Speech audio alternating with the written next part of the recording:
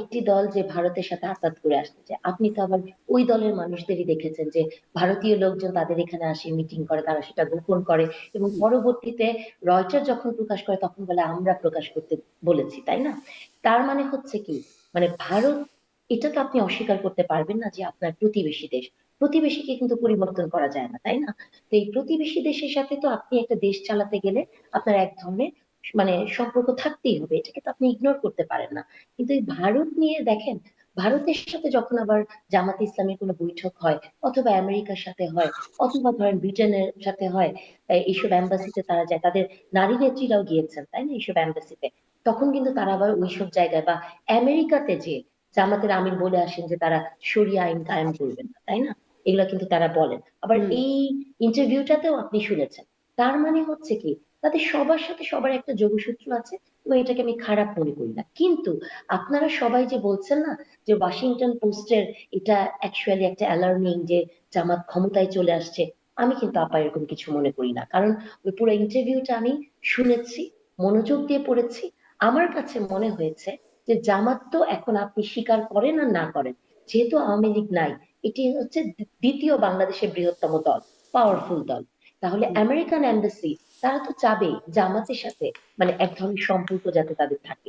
এখানে আমি কোনো ইন্ডিকেশন পাই নাই যে ইন্ডিকেশনে বলা হচ্ছে যে জামাত ক্ষমতায় চলে আসতে পারে। এখন হুম। আমেরিকান এম্বাসি যে লোকটি এই কথাটি কিন্তু ধরেন বলেছে, এটি কেন এনশিওর করার প্রয়োজন হচ্ছে যে জামাত ক্ষমতায় গেলে শরিয়ায় করবে না, তাহলে 100% শুল্ক দেব।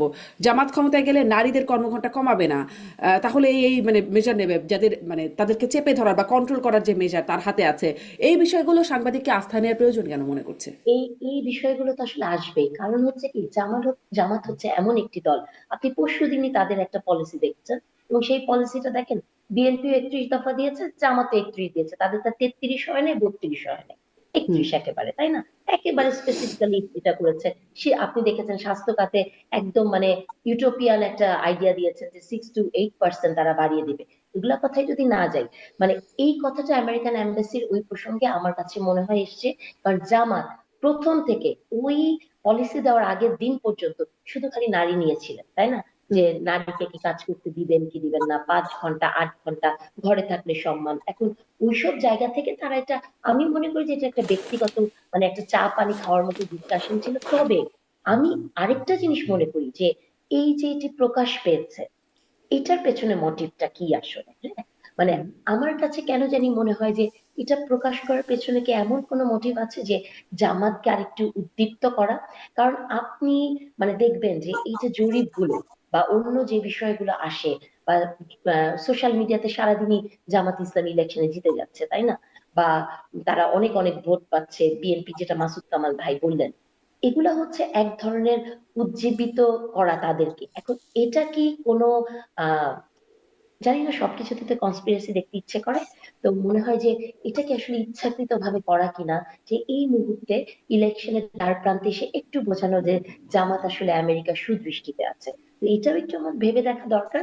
তবে আমি বিশ্বাস করি যে এখানে কোথাও বলা হয় নাই যে আমেরিকা জামাতকে ক্ষমতায় দেখতে চায়, ক্ষমতায় চলে আসবে। এটি একটি নর্মাল পলিটিক্যাল ডিসকাশন, এবং এই ধরনের ডিসকাশন এমবিসির লোকজনের সাথে প্রতিনিয়তই প্রচুর মানুষের হয়। তবে যে কাজটি হয়েছে, আমি মনে করি যে বাংলাদেশের মিডিয়াতে এগুলো বন্ধ হওয়া উচিত, যে কারো টেলিফোন কল মানে প্রকাশ করা, অথবা কোনো প্রাইভেট কনভারসেশন এটাকে রেকর্ড করে পাবলিকলি ছেড়ে দেওয়া, এটা একটি ডাটা প্রোটেকশন লর ভায়োলেশন। হুম। এবং আমি মনে করি যেটা বন্ধ হওয়া উচিত। এটা একটি ন্যাক্কারজনক ঘটনা, যেটি 71 টিভি প্রায়ই করতেন বাংলাদেশে। তো এইগুলাতে সেন্সিটিভ হওয়া উচিত আমাদের। আমি মনে করি যে জার্নালিস্টদেরও এগুলো নিয়ে কথা বলা উচিত, যে হুম। এগুলো আসলে প্রকাশ কিন্তু করা বিষয়টা উচিত যদি না। এমন হয় যে বিদেশি প্রভাব খাটানোর চেষ্টা, আপনি যদিও এটাকে খুব একটা সেভাবে দেখছেন না, কিন্তু যদি আসলে এমন হয় যে বিদেশি প্রভাব খাটানোর চেষ্টায় সেটি নির্বাচনের উপরে, সেটি কি প্রকাশ হবার মতো না?